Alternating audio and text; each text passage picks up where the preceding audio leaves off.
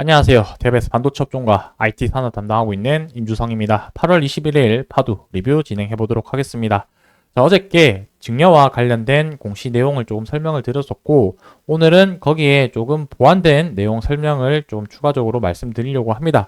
그리고 이 공시 내용을 통해서 오늘 제가 그냥 한번 좀 소설을 한번 써 보려고 하는데, 제가 생각하는 이제 파두가 증여 공시를 통해서 이제 앞으로 어떤 시나리오를 생각을 하고 어떤 의도를 가지고 했는지 대해서 같이 한번 이야기 나눠 보려고 합니다. 자, 오늘은 그냥 가볍게 뒤쪽 내용은 가볍게 들어주시면 좋을 것 같고, 이제 증여 관련해서 이제 예전에 대주주 이제 증여를 하고 나서 주가 움직임이 어떻게 움직였는지 대한 이런 사례들 몇 개 한번 좀 살펴보고 이렇게 좀 설명드리도록 하겠습니다. 자, 증여와 관련해서 신고 기한이 있는데 증여일이 속하는 달의 말일부터 해서 3개월 이내로 신고를 하면 된다. 이렇게 말씀드릴 수가 있을 것 같고, 여기와 관련해서 내용을 조금 보완해서 설명을 한번 좀 드려보도록 하겠습니다. 그래서 예시로 들어서 이제 만약에 한 4월 정도 때 증여를 시작을 했다라고 한다면, 한 4월 17일 정도라고 할까요? 그러면 이제 그 달의 말일부터였으니까 4월 30일부터 5, 6, 7, 7월 달이 될 겁니다. 그래서 7월 31일까지가 여기가 이제 신고 기한이라고 보시면 될 것 같고요. 그리고 이제 신고 기한은 3개월 이내로만 보시면 될 것 같고, 그 밑으로 해서 이제 또 중요한 거는 증여에 대한 가격 기준을 어떻게 평가를 하는지가 또 중요한데, 만약에 동일하게 증여일이 4월 17일 날 증여를 했다라고 한다면은 이제 요 기준으로 해서 증여일 기준으로 해서 앞뒤 2개월, 그러니까 4월 달이라고 한다면은 2월부터 해서 6월 정도까지 해서 이 가격의 평균치가 증여하는 가격의 평가 가격이라고 보시면 될 것 같습니다. 제가 이제 여기 관련해서 과세 표준이랑 이제 예시를 하나 해서 증여 금액별로 해서 증여세 비교를 하는 자료를 좀 가지고 와봤는데, 이 부분 좀 차이가 날 수 있습니다. 그래서 단순하게 어느 정도가 되겠다라는 정도 감만 익히시면 좋을 것 같고, 과세 표준 같은 경우는 이제 1억, 5억, 10억 기준으로 해서 세율이 10%, 20% 이렇게 기하급수적으로 늘어나는 것을 볼 수 있을 거고요. 이게 증여도 배우자한테 하는 거랑 미성년자 자녀, 성인 자녀한테 하는 거에 따라서 이 세율 부분이 조금씩 다릅니다. 근데 하지만 우리가 어느 정도 값만 확인하기 위해서 그냥 성년 자녀 기준으로 이렇게 한번 좀 비교를 해볼 텐데, 자, 만약에 10억 원 기준으로 해서 증여를 한다라고 한다면 세금만 2억 2천만 원 정도 금액이 됩니다. 자, 근데 이게 만약에 주가가 고가일 때 했다라고 하면은, 만약 평가 금액이 10억 원이라고 한다면 이 세금을 내야 되는 게 2억 원일 텐데, 만약에 정말 가치가 저평가되어서 반토막이 났다라고 한다면은 증여 금액이 같은 주식수를 하더라도 이 평가에 대한 금액 자체가 줄어들기 때문에 증여 금액 자체가 5억 원으로 줄어들 수 있을 것 같습니다. 지금 제가 얘기하는 거는 단순하게 예시를 들어서 설명하는 부분이 한번 좀 참조해 주시면 좋을 것 같고, 그렇게 됐을 때는 세금이 7,700만 원으로 줄어들어서 거의 세금이 1억 5천만 원 정도 절감될 수 있는 그런 차이가 발생이 될 수 있다라고 말씀드리고 싶습니다. 자, 그래서 제가 여기서 드리고 싶은 말의 요지는 무엇이냐면, 주식 증여를 한다라고 했을 때 이 주식 가격 자체가 쌀 때 증여를 해야지 평가 금액이, 증여 금액이 낮아지고, 이 낮아진 금액에 따라서 세율 과세 표준에 의해서 증여세 금액 자체가 낮아진다라는 부분을 말씀드리고 싶었던 겁니다. 그래서 이러한 관점으로 봤었을 때 보통 대주주나 임원들이 이런 증여를 할 때는 아무래도 우리 같은 개인 투자자들보다는 회사 내부 상황이나 전방 산업에 대한 분위기를 더 누구보다 잘 알 거라고 생각을 하고 있습니다. 그러니까 현재 시점이 더 떨어질 수는 있겠지만 상당히 저평가된 시점이다. 그러니까 지금부터는 하락할 가능성보다는 이 가치, 우리가 일하고 있는 회사의 가치가 더 올라갈 가능성이 높다라고 판단을 했기 때문에 세금을 아끼는 측면에서 증여를 했지 않았을까라는 게 이렇게 일반적으로 보통 생각하는 게 일반적인 그런 생각이다라고 말씀 좀 드릴 수 있을 것 같습니다. 자, 거기와 관련해서 제가 여기 좀 기억나는 종목이 대주전자 재료 기업이 있는데 이때 코로나 때 한번 증여를 했던 걸로 제가 기억을 하고 있습니다.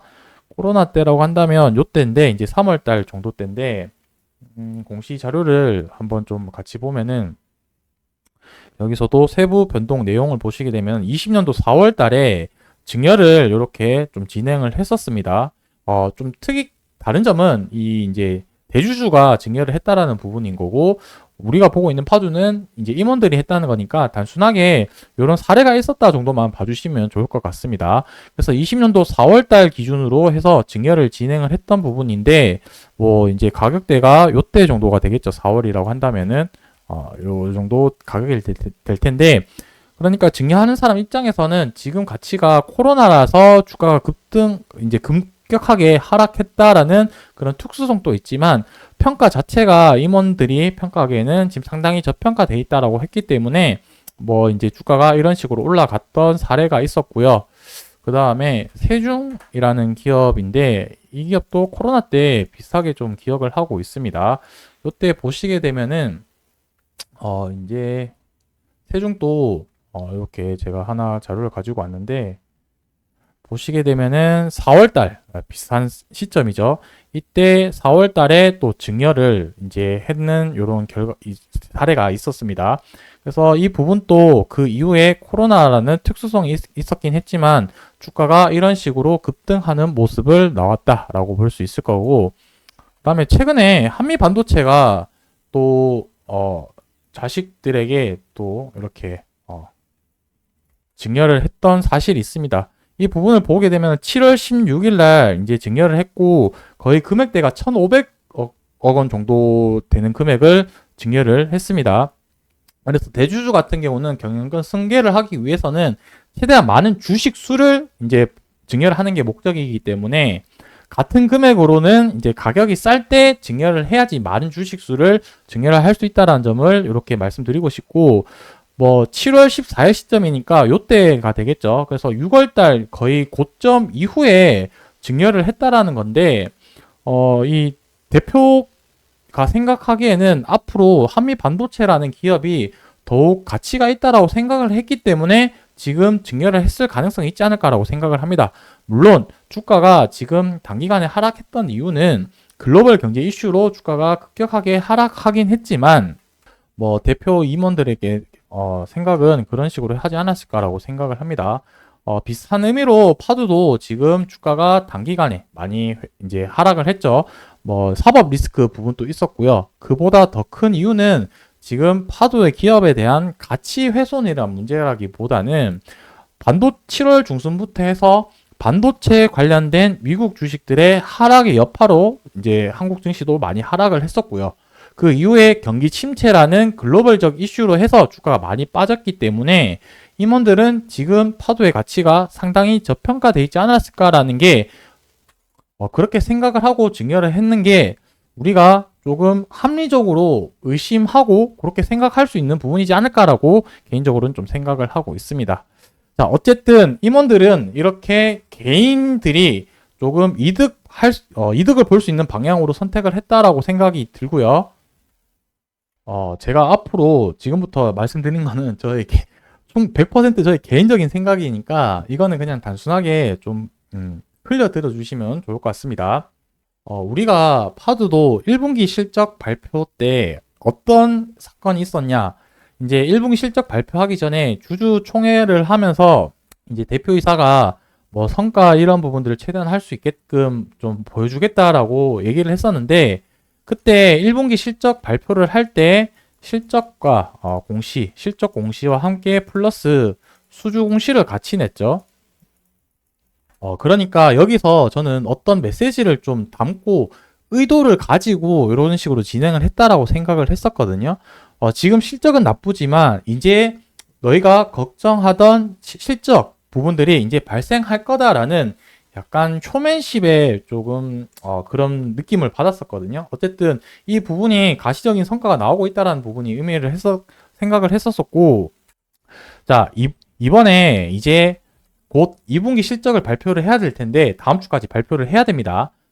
그러면 이번에도 뭔가 실적이 우리가 대부분 알고 있듯이 2분기까지는 실적이 많이 안 좋을 거다라는 게 일반적으로 우리가 파도 투자자라고 한다면 다들 알고 있는 사실일 거라고 생각을 하고 있습니다. 근데 이번에 뭔가 수주 공시를 같이 낼 게 없지 않을까라는 게 저의 생각이고, 그게 없으니까 뭔가라도 보여줘야 될 텐데, 지금, 임원들이 증여를 했다라는 이 부분을 메시지를 같이 통해서 이제 다음 주에 실적 발표를 하면서 아마 지금 주가가 상당히 저평가될 가능성이 있지 않을까라는 게 아마 암묵적인 메시지를 전달하기 위해서 증여 공시를 이번에 발표한 게 아닐까라는 게 저의 개인적인 생각입니다. 솔직하게 말해서 이 참 주식이 실적이랑 주가가 100% 같은 방향으로 움직인다고 한다면 정말 쉬울 텐데 참 어렵죠. 실적이 잘 나왔는데 주가가 떨어질 수도 있고요. 뭐 기적의 선반영이라고 할 수 있고, 실적이 안 좋게 나왔는데 주가가 또 반등은 할 수가 있습니다. 뭐 또 어떤 명분이냐고 한다면 이제 리스크가 제거가 되었다라는 명분으로 주가 반등할 수 있는데, 결국에는 주가 방향성은 어떻게 될지 모르기 때문에 우리가 할 수 있는 거는 기업에 대해서 가치를 계속 파악하고 우리가 투자하고 있는 기업이 사업성이 잘 되고 있느냐, 이런 부분들을 지속적으로 확인할 수 있는 부분에 대해서 확인하는 게 좋은 거고, 그 이후에 주가 방향은 이런 시장 분위기나 외부적인 요인들의 변수들이 많기 때문에 정확하게 예측하는 것 자체가 저는 불가능에 좀 가깝다라고 생각을 하고 있습니다. 아무튼 결론은 이번에 증여 공시를 낸 부분이 이 실적과 관련해서 이제 바닥일 가능성이 높다라는 사측에서 보내는 암묵적인 메시지가 아닐까라는 게 저의 뭐 개인적인 생각입니다. 그래서 앞으로 실적 다음 주에 발표를 하고 주가 움직임이 어떻게 흘러갈지는 같이 한번 관찰 추적해 나가셨으면 좋겠습니다. 오늘 영상 여기서 마무리하고요. 저는 내일 또 인사드리도록 하겠습니다. 감사합니다.